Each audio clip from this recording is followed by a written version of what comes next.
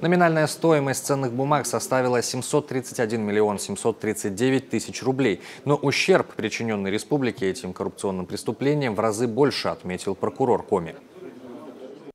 Право собственности утрачено республикой в результате реализации прежним руководством региона преступной схемы по акционированию птицефабрики и передаче акций через уставные капиталы ряда юридических лиц в собственность подконтрольной организации «Метлизинг», основным учредителем которой являлась офшорная компания.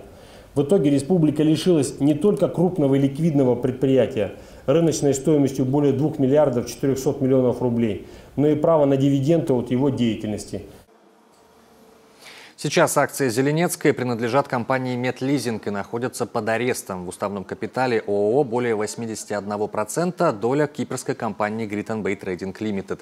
Представители последней вышли в арбитражный суд с заявлением об участии в деле в качестве третьего лица. Якобы решение о возврате акций в собственность республики может повлечь иски о возмещении полученного дохода по ценным бумагам. В прокуратуре заявили, что Griton Bay Trading Limited не было упомянуто в приговоре по делу Газера, а значит, права кипрской компании не нарушены.